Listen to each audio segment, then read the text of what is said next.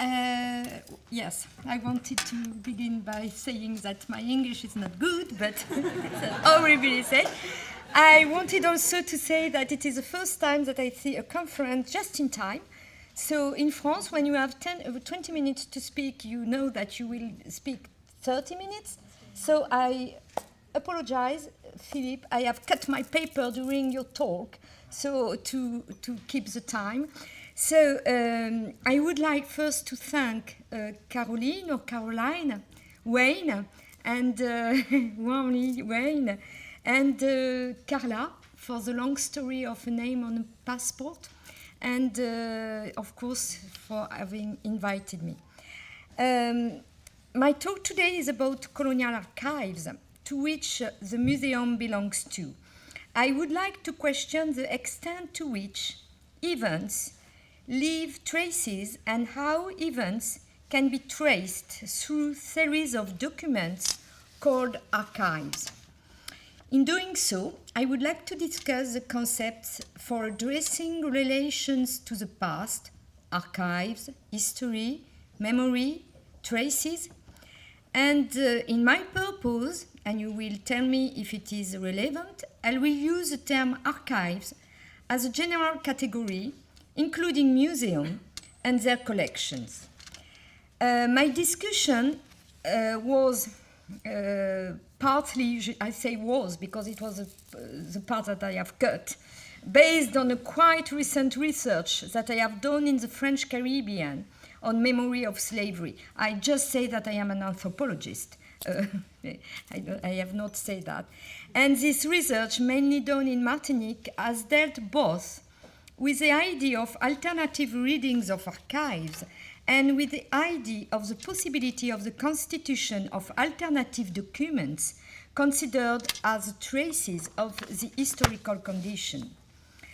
I would want to explore the status of the archives, for which the classical definition and localization is powerfully destabilized by Caribbean writers such as Édouard Guisson, Patrick Chamoiseau, Derek Walcott, and I would want to consider that this Caribbean disconstruction of the concepts of archives and history suits very well the path followed by those like the philosopher Paul Ricoeur and the historian Michel de Certeau, who do not consider the archives anymore as a place to read the past, but as a trace among many others, neither true, neither false, but which are always a form of materialization of representations located in space and time, calling for a careful hermeneutic approach.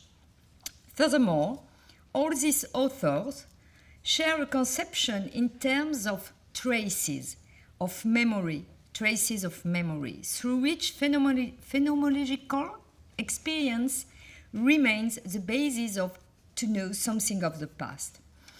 So I have no time to present my research, so I come directly to develop the idea of the deconstruction of the archives as a tool for knowing or questioning something of the past. In my research, I started my research with the moral economy of suspicion, which is very, very strong in France, very, very deep, concerning memory of slavery.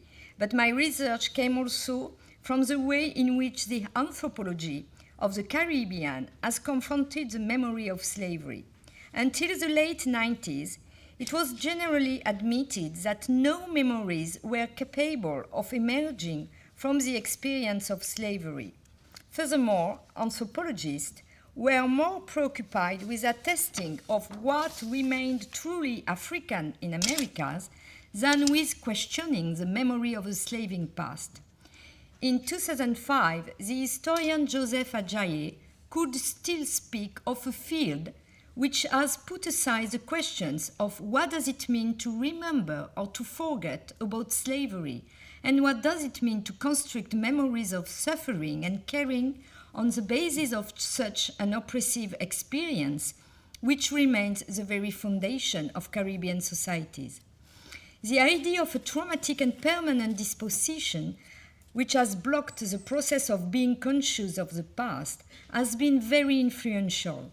The metaphor of the poet Derek Walcott on the absence of ruins as provided was on the most powerful conception to think of consciousness, memory, and history. For Walcott, history cannot exist. For the slaves and their descendants, no ruins could be identified, no heroic palace, no monument, not a single material element through which it is possible to access history. And even if he doesn't explicitly refer to them, these materials include the famous archives. Walcott says that the sigh of history rises over ruins, not over landscapes, and in the Caribbean, I quote on Walcott, there are few ruins to sigh over, apart from the ruins of sugar estates. This is the reason why Walcott states that the slave surrendered to amnesia, and that amnesia is the true history of the New World. This metaphor has been used by many social scientists. The sociologist Orlando Patterson makes it very clear when he says the most critical feature of the West Indian consciousness is what Derek Walcott calls an absence of ruins. The most important legacy of slavery is a total break, not with the past, but with the consciousness of the past. To be a West Indian is to live in a state of an absolute pastlessness. This conception is very close to the one developed by the Martinican writer Édouard Glissant, who speaks of the loss of collective memory, of an obscurity of the past, and finally of an impossible memory. The past has not been lived but suffered, destroying. The social life and the possibility of the sedimentation of collective knowledge was destroyed. As Walcott, Glissant, in Le Discours Antillais, Caribbean Discourse, mixes together history and memory. His point of departure is the idea that Caribbean subjects live in a state of non-history. The historical consciousness is then able to arise. In his words, it means that the negative factor of this non-history is therefore the erasure of the collective memory. To sum it up, if there is no history, for Glissant, there is no memory. But Glissant becomes more and more aware of the confusion between two ways of positioning oneself in time through the notion of history and memory. Here, he could have used the concept of régime d'historicité, regime of historicity, as stated by Marcel Détienne, to define the modalities of self-consciousness that each and every society adopts in its construction of time and in its perception of the past.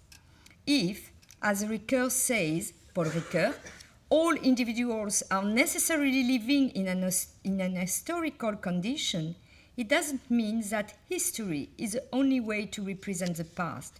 It is simply one regime of historicity, among others, the very operative concept of the West. In denouncing the vacuum of history and in regretting the absence of history, Glissant nourishes the interpretation in terms of alienation, which was widely used until the end of the 80s, particularly in the French Caribbean. But this interpretation only makes sense by comparing it to European culture. In these conditions, the lack of memory could only be a lack of history. The novelist Patrick Chamoiseau, who shares the same conceptual approach with Édouard Glissant, will finally assert that their thoughts, Chamoiseau and Glissant, had been blinded to their home conditions because until that time they have been reading their historical past only through the lens of the French colonists. They were looking for a nation, history, territory, roots for themselves, as a simple reversal of Western modernity. In the Caribbean discourse, Édouard Glissant already begins to deconstruct the concept of history, to see it as a pure invention of the West, and to claim to recover the complexity of a vision of the past, which is not the concern of those who use the analytic categories of history. It is at this time that Glissant brings into play one of the fundamental notions of his conception, the notion of traces.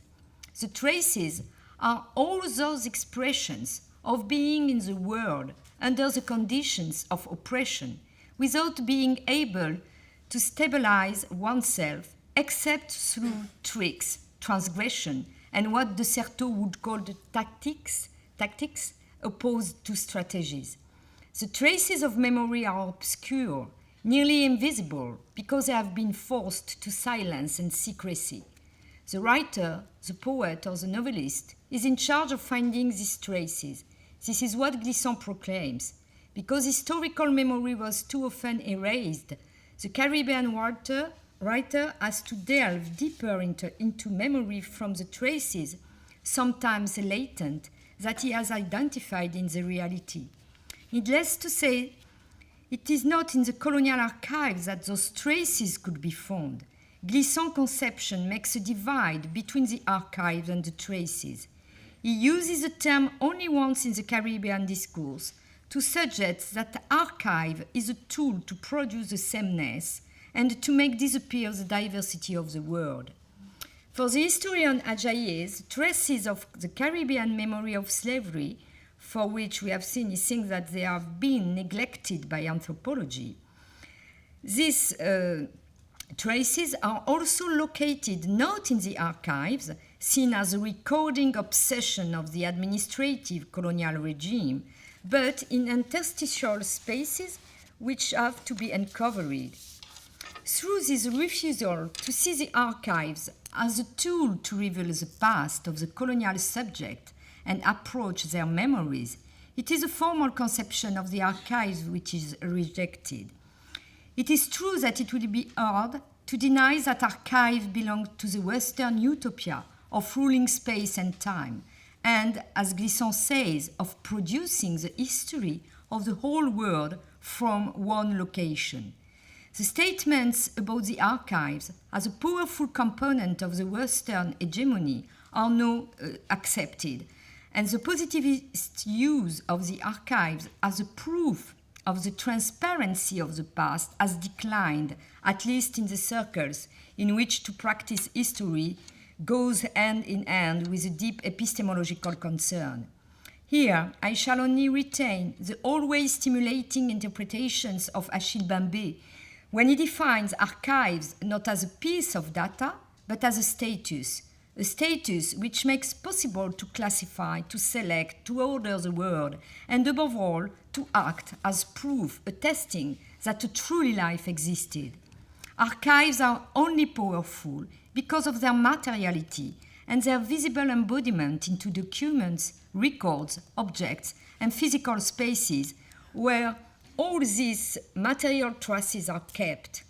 And, as Mbembe says, if this materiality allows to think of something of the past as being true and real, the final destination of the archives is always situated outside its own materiality, in the story that it makes possible. It is a reason why archives function as an instituting imaginary, colonial imaginary of domination and racialization in the case of the Caribbean. Paul Ricoeur, who is not at all a specialist of colonial history, insists also on the material dimension of the building where archives are located. To put aside documents and objects is a way of cutting the testimony from the living memory, to prevent the irruption of the testimony as something which could be transmitted by the voice intended to be heard by someone. The archive doesn't admit traces as being emotional or affective or intended to be in a dialogue with anybody. To come back to the Caribbean thinkers, and to Glissant in particular, we have seen that it is to the writer that the role of finding the traces of memory is attributed. In that case, the question is, what could be the difference between the writer and the historian, once historians and philosophers themselves have deconstructed the practice of writing history and its belief in the proof brought by the archives. Michel de Certeau has suggested that history can no longer be seen as detached from the written discourses of the historians as practices which necessarily transform what is called the reality. This is by confronting the illusion and the fiction of a unifying historiographical meta-language that historians can have access to the limits of their own discourses. For de Certeau, as for Paul Ricoeur, history remains founded on the terrible aporia of the absence of the past, what Ricoeur calls an enigma of the present representation of the absent past. Knowledge of the past necessarily involves representation, no events. In Paul Ricoeur's conception, what are called historical facts are those found in archives as are themselves representations of events. And if a past event has to be the reality of this event also corresponds to the assertion of representations. Such approaches of history bring us far from the utopian status of archives as being able to recover the past. Here again, what can be found in archives is a limit of historical knowledge and history itself as a concept to be deconstructed. Of course, this conception has a lot in common with the claim of Edouard Glissant. This is why I would say that there is no difference between writing about traces and writing about not history, but about the historical condition, once the work on archives is animated by a continuing questioning of its status, which, in the case of Martinique and Caribbean, means both epistemic deconstruction of archives and epistemic decolonization of knowledge from archives. The proximity between the conception of Edouard Glissant and Paul Ricoeur is even stronger and more amazing when Ricoeur considers the action of recovering something of the past as a multi-situated practice involving what he calls alternatively documents or traces, including material space, testimonies, and archives. Living memory and testimonies are for Ricoeur the womb of what could be still called history. That is to say that there is nothing more valuable than memory to speak about what does not exist anymore. He brings this argument to the point where he presents his book, his last book, as a plea on behalf of memory as a womb of history. The notion of souvenir, close to remembrance, but not exactly the same meaning, souvenir, is at the heart of this conception. Remembering is a masterpiece of the memory of the historical condition because it brings a cognitive trace of something which has happened. It is a result of a cognitive experience, something which has been lived in the past, which has left an imprint, and which is recalled today through imagination. No archive could replace the living souvenir and the voices by which it continues to circulate. And again, Glissant and Ricoeur meet since Glissant considers that writing on traces of the past, if it has not to become an archive, has to remain irrigated by oral transmission, the words and the voices.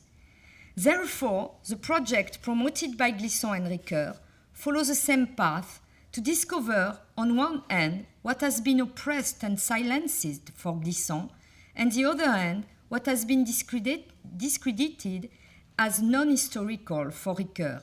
But both of them remain writers, and both of them know how writing contains the risk of a rupture with memory, of fixing what is proclaimed to have values insofar as it remains alive. Both confront in fact the old and still relevant distinction made by Maurice Holbach between historical memory and collective memory. The first being a voluntary practice to restore what has been lost, and the second continuing to make possible the circulation of knowledge on the collective trajectory. No doubt that the approach of Ricoeur and Glissant fits a project of historical memory and not historical history. If archives and memories find new locations where testimony displays the authority of history, the intention to recover the past itself still remains separated from the livingness of the historical condition, as soon as it has to be restituted through practices of writing and recollecting and making collections. I hope to have been enough clear. Thank you.